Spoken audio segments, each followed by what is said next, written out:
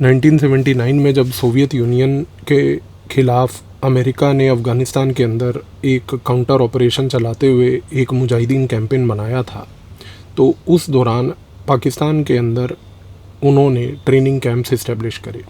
ये जो training camps थे क्वेटा से लेके पेशावर तक पाकिस्तान की टेरिटरी में बने। वहाँ पर अफ़गानिस्तान से लोगों को लाकर ट्रेनिंग दी गई। ट्रेनिंग देने के बाद उन लोगों को अफ़गानिस्तान ले जाकर अमेरिका के वेपन्स के थ्रू सोवियत के ख़िलाफ़ एक जिहाद लड़वाने की कोशिश करी। इस दौरान पाकिस्तान ने एक बड़ी महत्वपूर्ण चीज़ ये करी कि सऊदी अरेबिया का, क्योंकि उसको साथ था, और सऊदी अरेबिया के दो बड़े महत्वपूर्ण लोग, जिसमें से एक था अब्दुल्ला आज़म और एक उसका साथी जिसका नाम था ओसामा बिन लादेन, जो इस पूरे कैंपेन को रन कर रहे थे अमेरिका के बिहाफ पर। उन दोनों लोगों ने एक ट्रांसनेशनल जिहाद का कॉन्सेप्ट क्रिएट किया। वो कुछ ऐसा गेम उन्होंने खेला कि उन्होंने सिर्फ अफ़गानिस्तान के लोगों को बुलाकर पाकिस्तान में ट्रेनिंग नहीं दी। उन्होंने इस ट्रेनिंग के दौरान अफ़गानिस्तान के बजाय बाकी जो इस्लामिक मुसलमान देश थे, उन सारे इस्लामिक मुस्लिम देशों से लोगों को एकजुट कर एक मुस्लिम उम्मा का क्रिएशन उन्होंने कोशिश करी। वो भी 1979-1980 से लेके 1984 तक उन्होंने एक ऐसी परिस्थिति पैदा करने की कोशिश करी कि दूसरे देशों से मुसलमान एकजुट होकर एक जगह पर एक बॉर्डरलेस वर्ल्ड अगर क्रिएट कर लें, तो ये बॉर्डरलेस वर्ल्ड क्रिएट कर ये लोग जिहाद लॉन्च कर सकते हैं सोवियत के ख़िलाफ़। इस जिहाद में अमेरिका ने पूरी माहिरता प्राप्त करी, इनडायरेक्टली उस कैंपेन को सपोर्ट करते हुए। लेकिन सबसे बड़ी चीज़ ये है कि पाकिस्तान भी इस काम में पीछे नहीं रहा। पाकिस्तान 1950 से कश्मीर में हरकतें कर रहा था, तो उसको ये बात पता थी कि कश्मीर के अंदर मुझे अगर जिहाद को और बढ़ावा देना है तो ये मेरे लिए सबसे ऑपर्च्यून मोमेंट है कि मैं अपने पाकिस्तानियों को भी यहाँ पर ट्रेन करवा लूँ, और ख़ास करके उन पाकिस्तानियों को जो पाकिस्तान ऑक्यूपाइड कश्मीर से लेके पंजाब कश्मीर तक लोग रहते हैं, ताकि अगर कल को इन लोगों को भी ट्रेनिंग मिल जाए तो इस ट्रेनिंग के साथ साथ जो अफ़गान के अंदर जिहाद चल रहा है सोवियत के ख़िलाफ़, कल को यही जिहादी कश्मीर में भी मैं इनका प्रयोग कर सकता हूँ।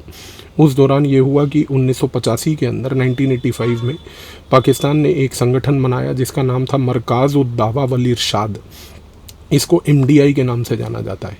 मरकाज़-उद-दावा वल-इरशाद जब बना तो उसमें अब्दुल्ला आज़म की सहायता से बहुत बड़े बड़े लोग आए, जिसमें से हाफिज़ सईद एक बहुत ही प्रोमिनेंट आदमी था, जिसने मरकाज़-उद-दावा वल-इरशाद के अंदर रह के बहुत ही महत्वपूर्ण रोल प्ले करा।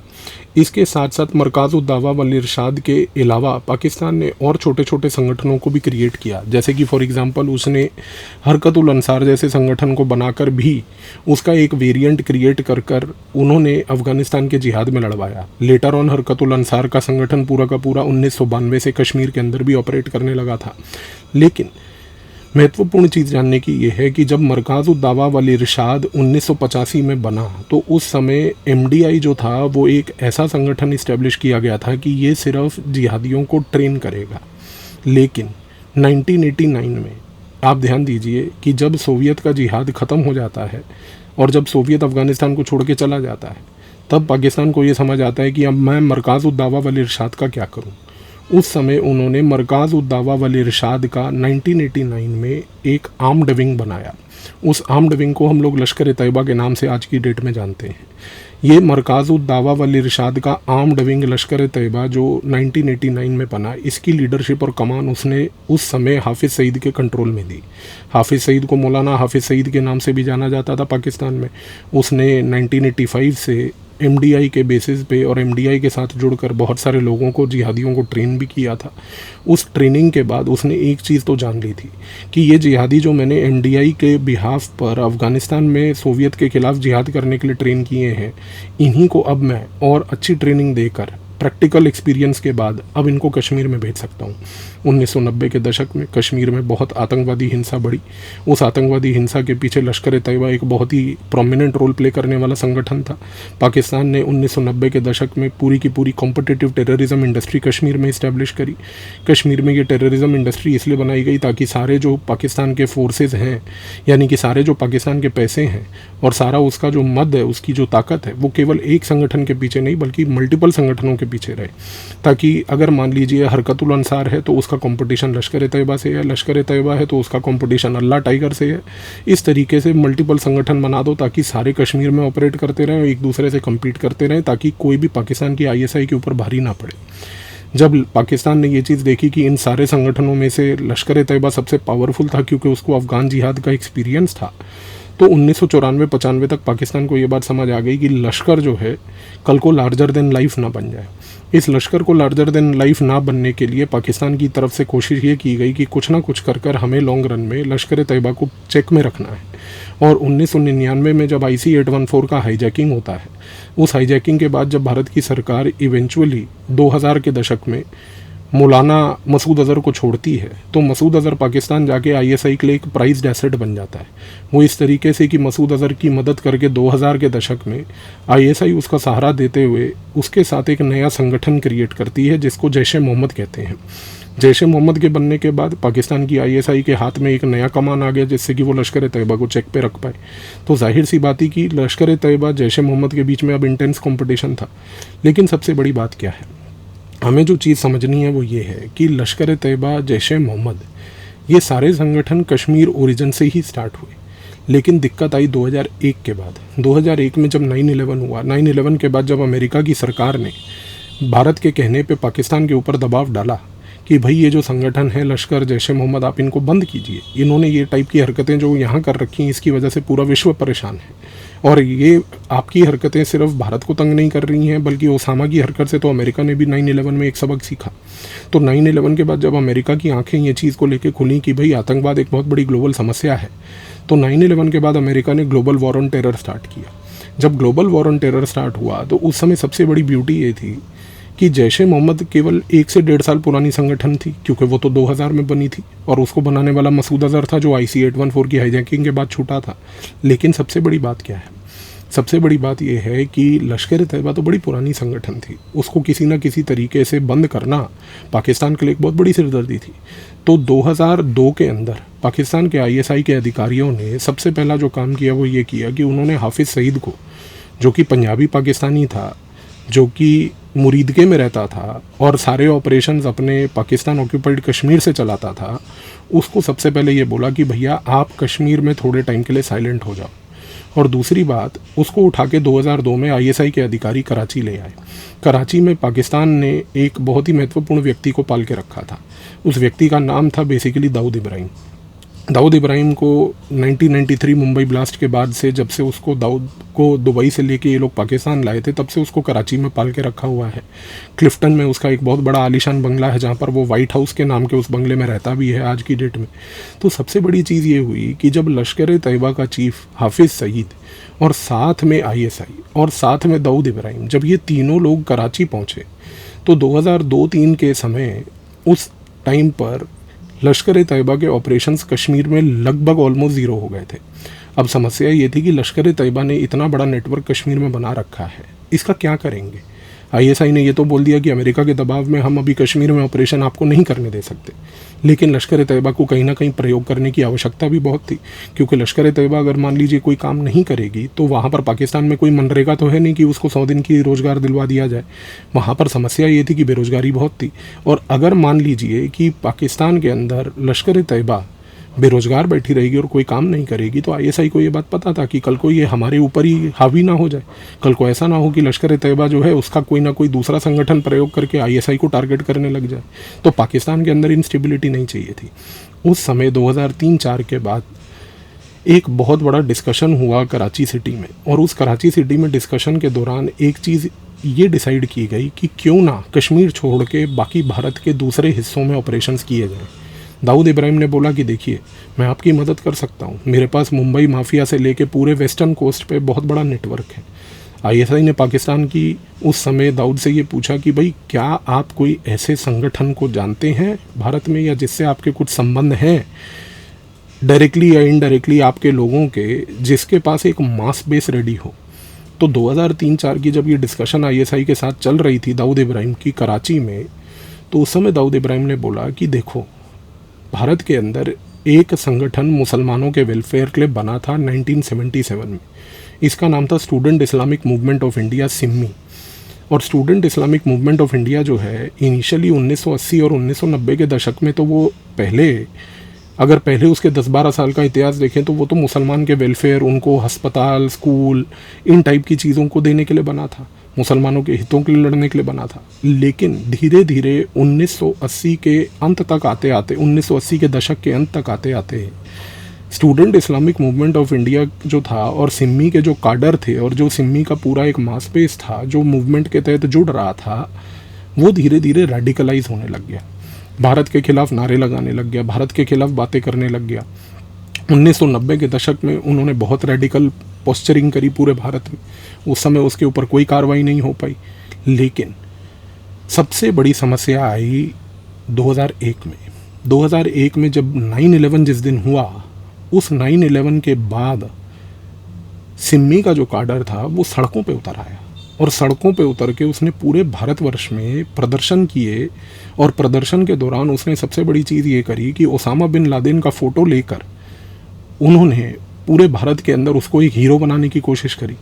भारत की सरकार ने उस समय इसके ऊपर बहुत कड़ा रुख अपनाया। गृह मंत्री उस समय जो थे वो भारत के उप प्रधानमंत्री भी थे जिनका नाम था लाल कृष्ण आडवाणी।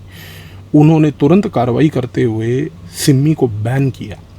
और जब सिम्मी को इवेंचुअली बैन किया तो उसका सारा कैडर जो था, एक बैंड संगठन होने के नाते वो अंडरग्राउंड छिप गया।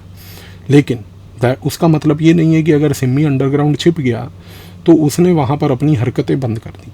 सिम्मी अंडरग्राउंड रह के भी रेडिकल लिटरेचर को बनाना शुरू कर बैठा था। अब सिम्मी ने क्या करा, क्योंकि उसके ऑर्गेनाइजेशन के पूरे संगठन के जो लोग थे उनको ओवरग्राउंड लेवल पर फंक्शनिंग करने का तो कोई राइट नहीं था क्योंकि एक बैंड संस्था थी। तो चुपचाप सिम्मी के काडर ने 2001-2002 में क्या करना शुरू करा कि पूरे भारतवर्ष में उन्होंने छोटे छोटे पब्लिकेशंस खोले। इन छोटे छोटे पब्लिकेशंस के तहत उन्होंने पूरे भारत में सबवर्सिव लिटरेचर यानी कि रेडिकल लिटरेचर, उसको बेसिकली छोटी छोटी किताबें, बुकलेट्स बना के प्रमोट करना शुरू करा। मैं आपको एक उदाहरण देता हूँ।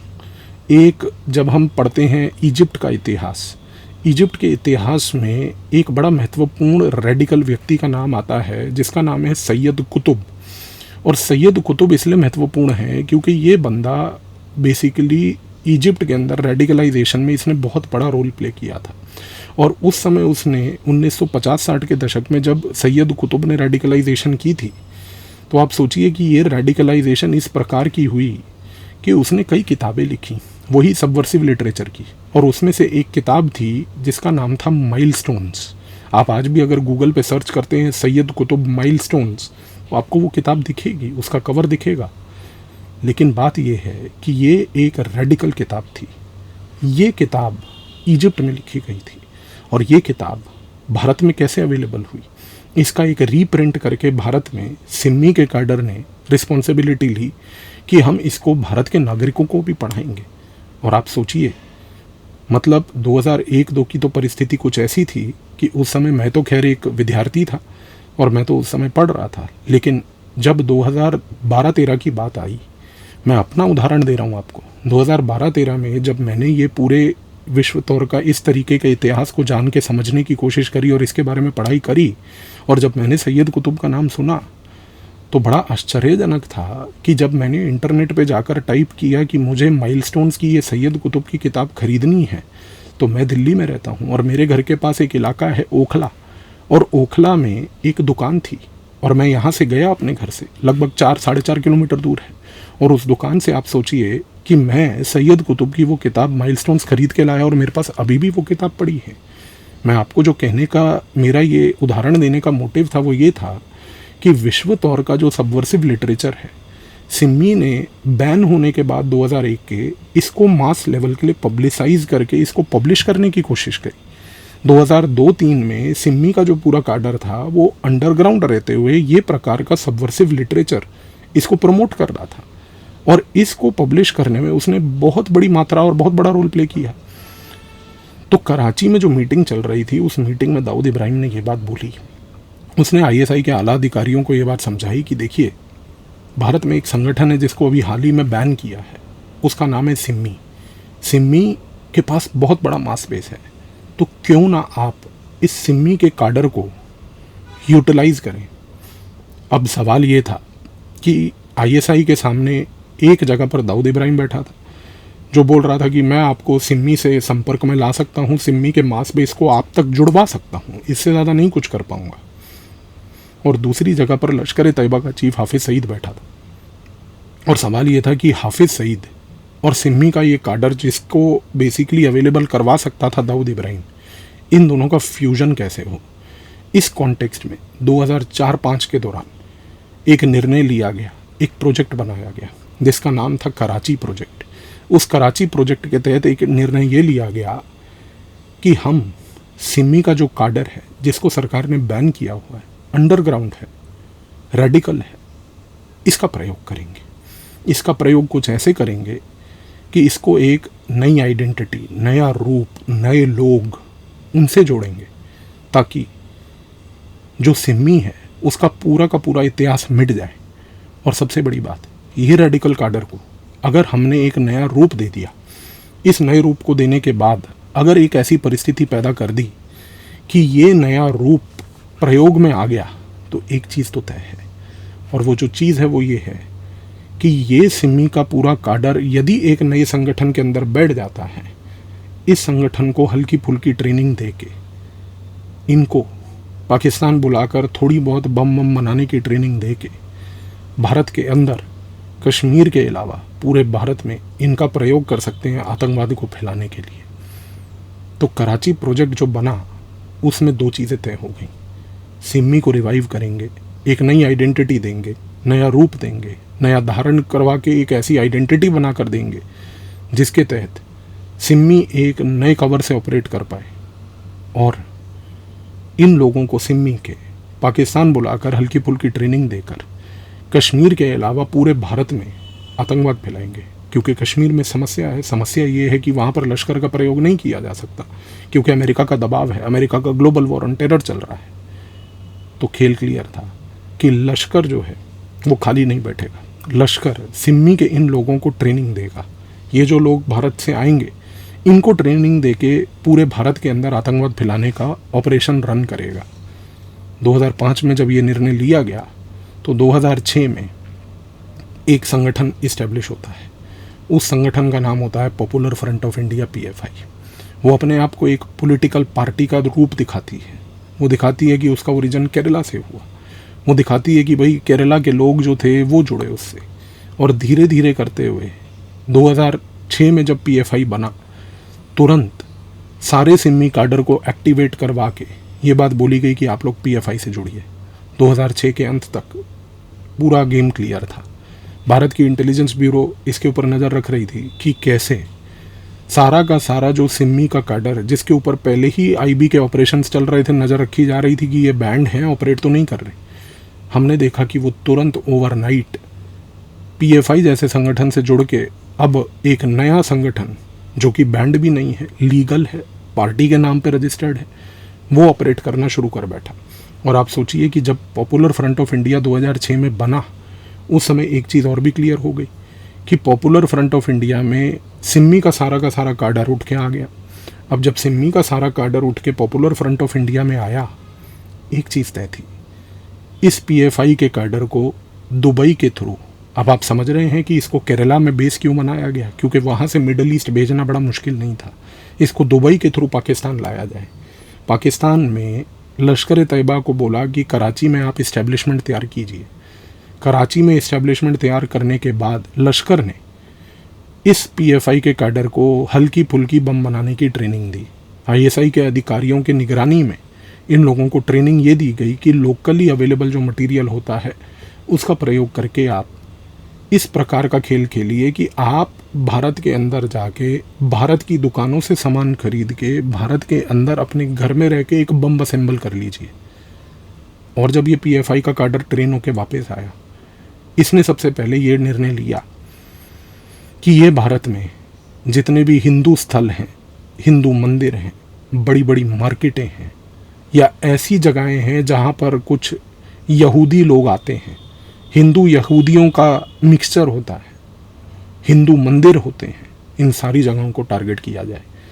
2006 से लेकर 2007 तक जब ये काडर धीरे धीरे ट्रेन होके PFI का रेडिकलाइज पहले ही था, जब ये पाकिस्तान से दुबई, दुबई से केरला, केरला से वापस भारत आने लगा, तब से 2007 में एक चीज़ तय हो गई। अब आप खेल समझ रहे हैं, सिम्मी बना PFI का काडर जो था उसको ट्रेनिंग दे के रेडिकलाइज करके रेडी कर लिया। और 2007 में आईएसआई ने एक नया गेम खेला। उसने एक संगठन बनाया भारत के अंदर, इस रेडिकलाइज्ड पीएफआई के काडर के बेसिस पे। उसको दिया लीडरशिप कर्नाटका के चंद मुसलमानों के हाथ में, और उसका नाम रखा इंडियन मुजाहिदीन। तो अब आप देखिए गेम, सिम्मी का काडर पीएफआई में बनता है, पीएफआई का काडर जो है इवेंचुअली आईएम के अंदर आता है, इंडियन मुजाहिदीन के। ये कहना गलत नहीं है कि इंडियन मुजाहिदीन की सबसे बड़ी फीडर संस्था अगर कोई है तो वो थी पीएफआई। इंडियन मुजाहिदीन की अगर कोई फीडर संस्था थी तो वो जो पीएफआई थी वो थी एक्स सिम्मी। तो ये खेल था। तो पीएफआई ने जब इंडियन मुजाहिदीन में लड़के भरने शुरू करे, इंडियन मुजाहिदीन के ये लोग, इन्होंने भारत के अंदर अटैक करने चालू करे। इन्हीं के अटैक्स में कुछ प्रोमिनेंट अटैक्स हैं, संकट मोचन मंदिर पे अटैक, बनारस में मंदिर पे अटैक, और सबसे बड़ी बात पूना के जर्मन बेकरी का ब्लास्ट, दिल्ली में बटला हाउस इनकाउंटर में इंडियन मुजाहिदीन के आतंकवादी को मारा जाना।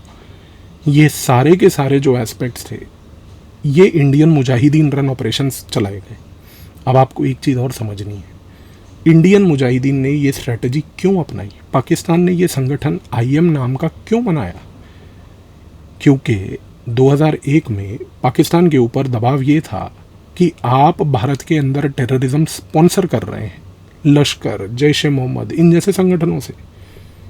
और जब से पाकिस्तान ने कराची प्रोजेक्ट के तहत, जब से उसने ये निर्णय लिया कि अब भारत के नागरिकों को पाकिस्तान में लाके ट्रेनिंग दे के भारत के मुसलमानों के थ्रू भारत के अंदर आतंकवादी संगठनों में मोबिलाइज करके इंडियन मुजाहिदीन जैसे संगठन से टेररिज्म करवाएंगे, तो फिर हम पाकिस्तान जो है उसने सोचा कि हम भारत को निगेट कर पाएंगे अंतर्राष्ट्रीय स्तर पर। और 2007-8 के बाद पाकिस्तान ने पूरे विश्व तौर पर एक नया कैंपेन चला दिया। कैंपेन ये चलाया कि भाई भारत के अंदर तो जो टेररिज्म हो रहा है वो टेररिज्म तो भारत के नागरिक कर रहे हैं, वो जो टेररिज्म हो रहा है वो टेररिज्म तो भारत के वो माइनॉरिटी के लोग कर रहे हैं जिसको भारत की डेमोक्रेसी एक पॉलिटिकल स्पेस नहीं दे पा रही। आप पाकिस्तान का खेल समझिए। पाकिस्तान ने पूरे विश्व के सामने भारत की बदनामी इस तरीके से करनी शुरू कर दी, ये कह के कि भारत की डेमोक्रेसी कमज़ोर है, इंक्लूसिव नहीं है। कमज़ोर डेमोक्रेसी एक इंक्लूसिव स्पेस खा रही है, और ये जो स्पेस खा रही है, इस स्पेस की वजह से लोग भारत के अंदर परेशान हैं, और भारत की डेमोक्रेसी पे ये एक धब्बा है इंडियन मुजाहिदीन। पाकिस्तान ने पूरा पल्ला झाड़ लिया कि देखो हम तो कुछ कर ही नहीं रहे, हम तो कश्मीर में कुछ कर ही नहीं रहे। और आप सोचिए कि ये जो पूरा खेल था कि सिम्मी के कैडर को पीएफआई में लाना, पीएफआई को ट्रेन करके इंडियन मुजाहिदीन बनाना, इंडियन मुजाहिदीन के थ्रू इंडियन मुजाहिदीन के बेसिस पे भारत में अटैक्स करवाना, अब इसको तोड़ना एक बड़ी लंबी चीज़ थी। तो 2011-12 से भारत की इंटेलिजेंस ब्यूरो ने सबसे पहले तो इंडियन मुजाहिदीन के जो स्लीपर सेल्स थे उनको न्यूट्रलाइज करना शुरू किया।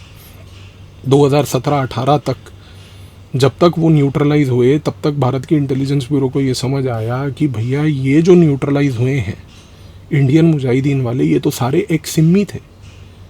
और जब उनको मालूम चला कि ये एक्स सिम्मी इंडियन मुजाहिदीन के बीच में एक ब्रिज है जिसका नाम है पॉपुलर फ्रंट ऑफ इंडिया, तो 2022 में इवेंचुअली भारत की सरकार ने जब ये पूरा खेल समझा, तब जाकर उन्होंने पॉपुलर फ्रंट ऑफ इंडिया को भी बैन कर दिया। पर आज की परिस्थिति क्या है? आज इंडियन मुजाहिदीन तो नहीं है, सिम्मी बैंड है, पीएफआई बैंड है। पर एक सवाल उठता है, क्या ये लोग जो सिम्मी और पीएफआई से एसोसिएटेड थे, क्या ये सारे के सारे लोग अब अरेस्ट हो चुके हैं? इसका तो आंसर नहीं है। आपने संगठन बैन किए हैं, संगठन से जुड़े हुए कुछ बड़े नेताओं को अरेस्ट किया है, बड़े लोगों को अरेस्ट किया है, पर अभी भी इसका मास बेस वैसा है। और अब मैं आपको आखिरी में ये बात बताऊंगा जो सबसे महत्वपूर्ण है कि जब से 2022 में भारत की सरकार ने पीएफआई को बैन किया, तब से आईएसआई ने एक नया काम शुरू कर दिया है। और आईएसआई आज की डेट में कुवैत और कतर का प्रयोग करते हुए मिडल ईस्ट के इन 2 देशों में बेस बनाकर वहाँ से भारत के अंदर अब उसने एक नया संगठन क्रिएट करने की कोशिश की है। इस संगठन का नाम है PIR, party of Islamic renewal. Party of Islamic renewal 2023 से बड़ी एक्टिव है और इंटेलिजेंस ब्यूरो की रिपोर्ट्स अगर आप देखें तो वो ये कहती है कि ये जो पार्टी ऑफ इस्लामिक रिन्यूअल है, इसमें फिर वही चीज़ हो रही है कि पुराने सिम्मी के और पुराने PFI के और पुराने इंडियन मुजाहिदीन के एसोसिएटेड लोग पार्टी ऑफ इस्लामिक रिन्यूअल में आ रहे हैं। और ध्यान दीजिए इन संगठनों के नाम, popular front of India, party of Islamic renewal, इनके नामों से कहीं ये नहीं समझ आएगा कि ये किसी प्रकार का कोई आतंकवादी संगठन या आतंकवादी हरकतें करने के लिए बना है। इस खेल को जानना ज़रूरी है, क्योंकि पाकिस्तान की ISI जो गेम खेल रही है भारत में, वो ये है कि वो एक ऐसी रणनीति के तहत काम कर रही है कि वो जानबूझकर इस प्रकार के नाम रख रही है कि जिन नामों से उसको एक कवर मिले। इसको कहते हैं स्मोकलेस वॉर इंटेलिजेंस की लैंग्वेज में। ये जो स्मोकलेस वॉर है, जिसके तहत इस प्रकार के नाम चुने जा रहे हैं, ये एक लार्जर पैटर्न है, क्योंकि लश्कर तैयबा का द रेजिस्टेंस फ्रंट कश्मीर में, जैश ए मोहम्मद का पीपल एंटी फासिस्ट फ्रंट, और भारत के अंदर हमारे पश्चिमी भारत से लेके पूरे साउथ इंडिया तक पार्टी ऑफ इस्लामिक रिन्यूअल। ये 3 चीज़ों को कनेक्ट कीजिए कि party of Islamic renewal, resistance front, people anti fascist front, इसमें कहीं पर भी इस्लामिक एक्सट्रीमिज़म, फंडामेंटलिज्म दिख नहीं रहा है। लेकिन इनका एजेंडा क्या है वो अब सबके सामने क्लियर है। तो आई होप आज के इस वीडियो के बाद आपको PFI का पूरा इतिहास समझ आया, और अब ये भी समझ आया कि PFI बैन तो हो गई है, ख़त्म नहीं हुई। भारत के लिए जो अगला सुरक्षा थ्रेट है, जिसको टैकल करना है, जिसके ऊपर इंटेलिजेंस ब्यूरो को नज़र रखनी है, वो है पार्टी ऑफ इस्लामिक रिन्यूअल। धन्यवाद।